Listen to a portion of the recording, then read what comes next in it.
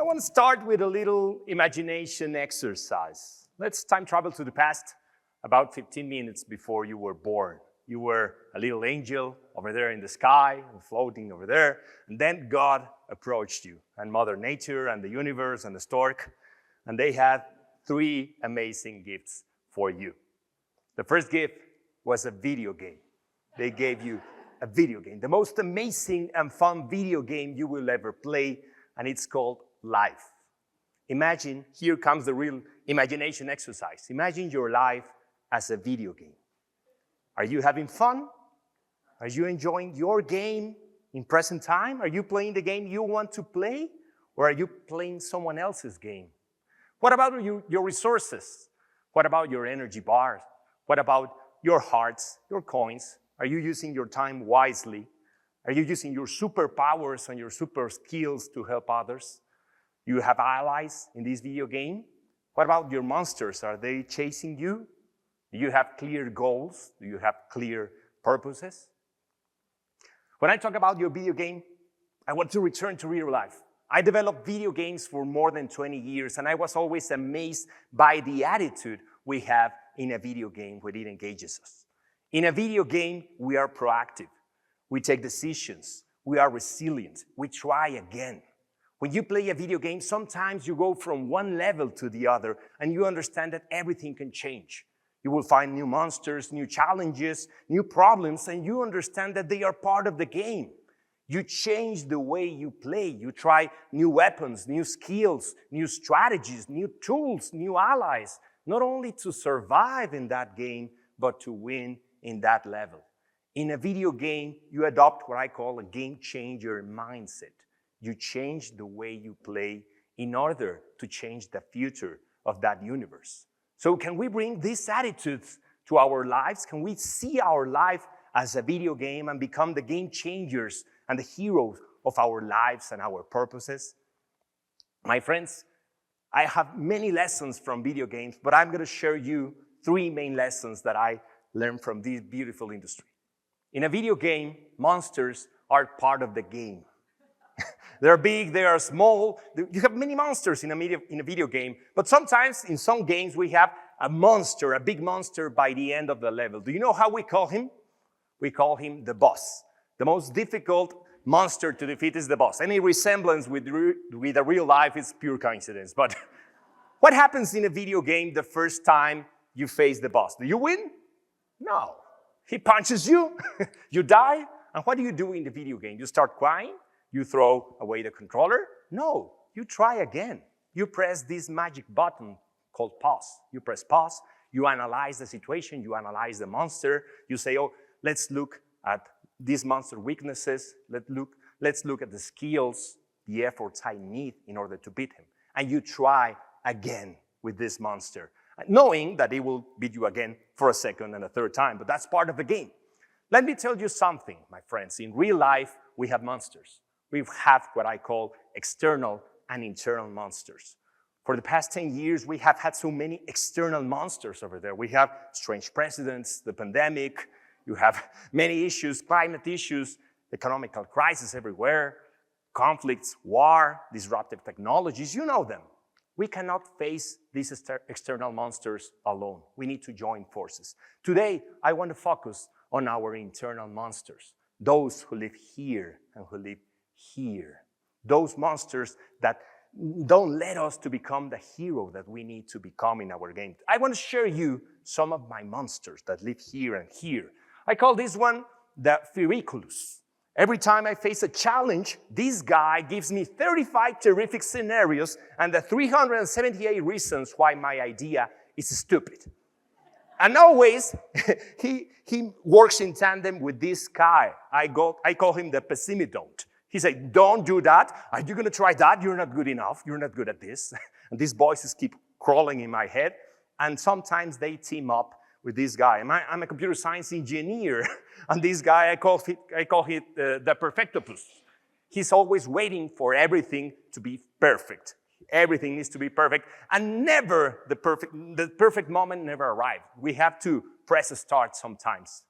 My friends, we have many monsters in our heads. We have dozens of them. They are neither good nor bad. They are part of the game. They are human. Anxiety, fear, selfishness, laziness, they are part of the game. They are part of us.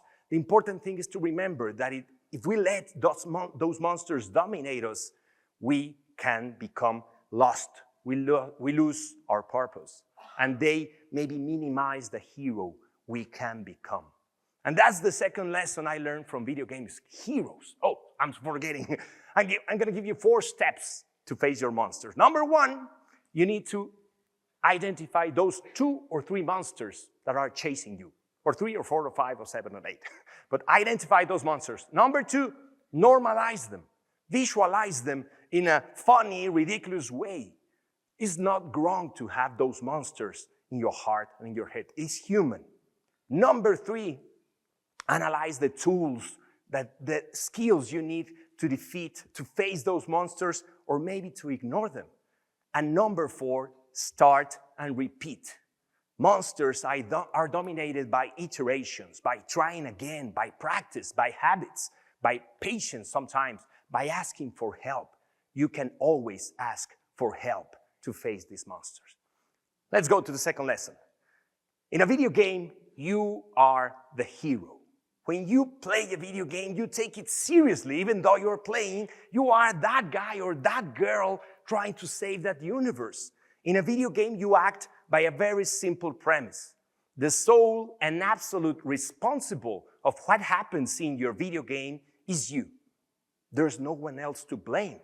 If things go well, it means that you are taking the right decisions, the right actions. If things don't go well, you try again. You don't blame yourself. You don't criticize yourself. You find solutions. You face adversity. And sometimes in a video game, you won't start as a hero. You start on level 1. It is your actions that make you become a hero. Heroes grow through challenge. And the same thing happens in our lives. Our actions can help us to become heroes. Our lack of action can help us to become spectators of our own life.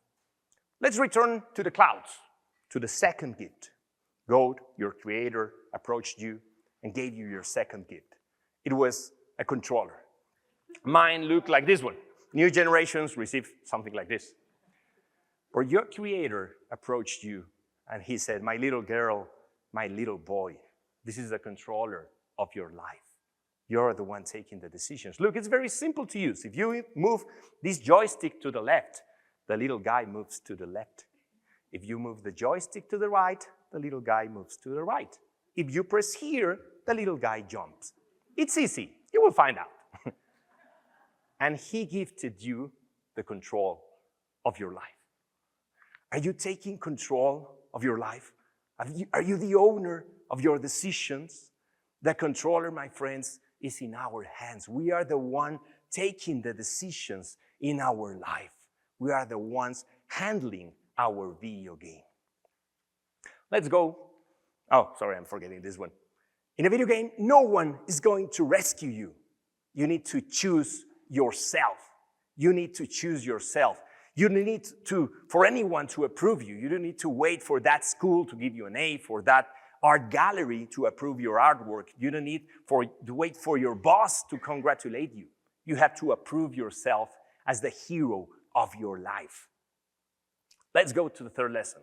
In a video game, you have clarity on your purpose. You are always aware of your purpose. In a video game, you are Lara Croft trying to rescue that stolen treasure. You are Messi or Serena Williams trying to win that championship. 35 years ago, I was this guy. I was Mario Bros. Trying to rescue the princess from the hands of that dragon called Bowser. Quick parenthesis, I always thought, I don't know if many of you know, but Mario Bros. Is a plumber. And I said, why a plumber? Why not a handsome, brave prince to rescue the princess?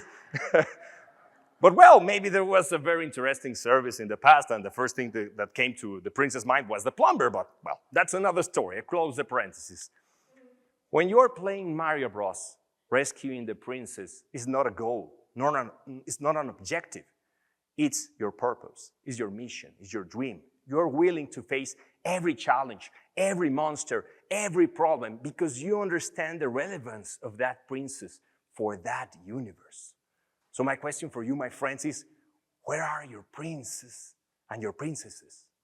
Why are you doing what you are doing? Why do you wake up every morning? What is your purpose in this life?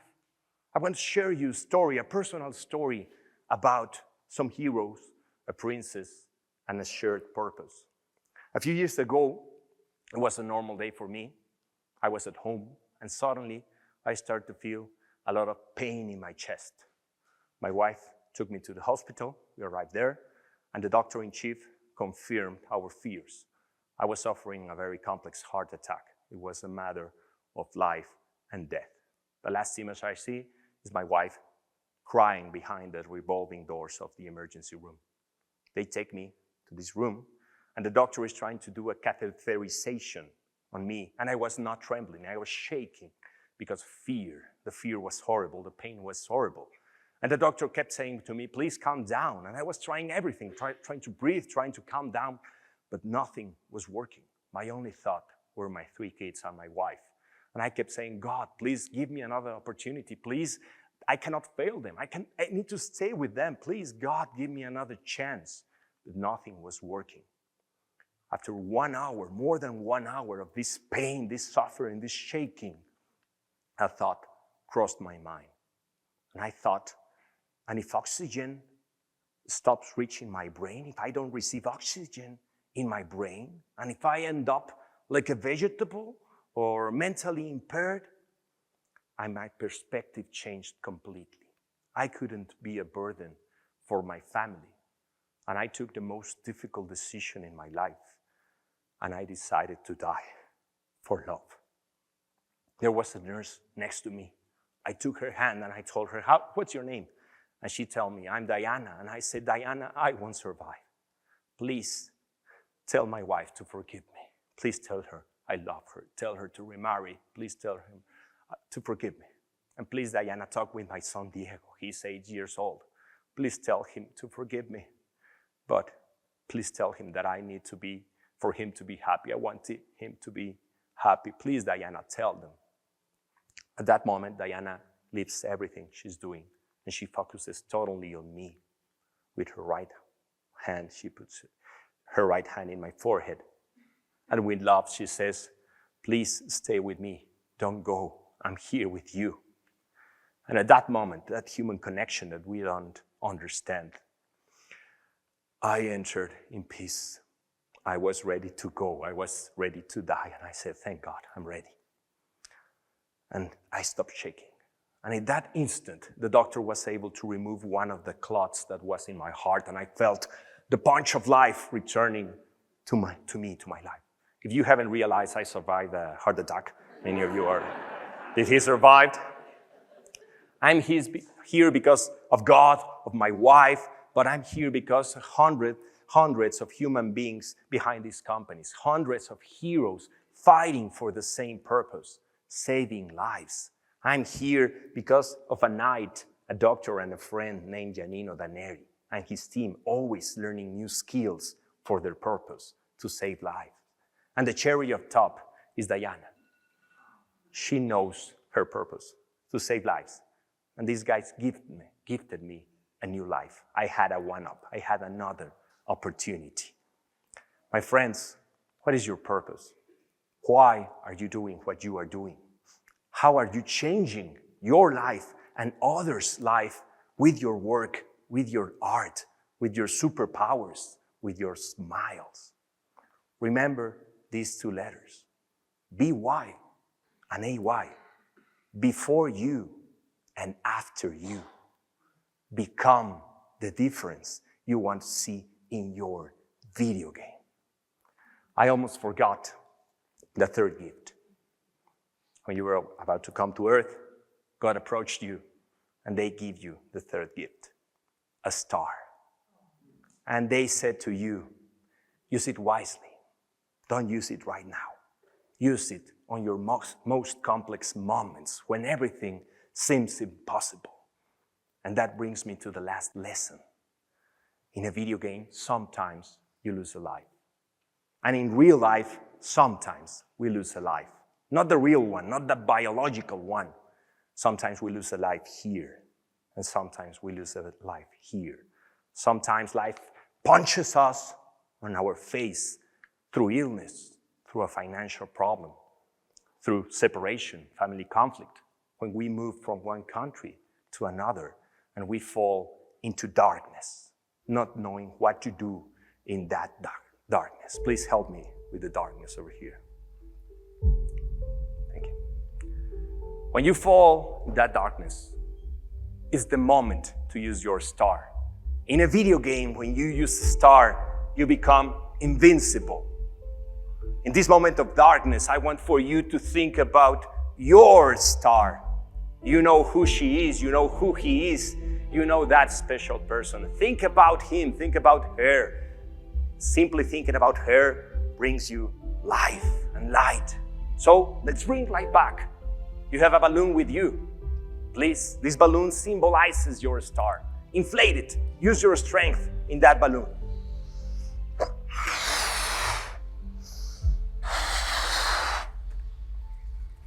Now, we need the light of your star. Think about your star. Use your cell phone to symbolize the light and the energy your star gives you to your life.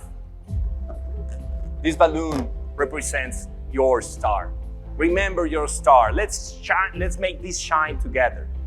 Do you want to change your video game? You need to understand your strengths. You need to understand your skills and let them flow, shine, always remembering your star. Do you want to help others? Let them find their skills, help them to find their strengths, and let them shine. Look around, my friends. Raise your balloons.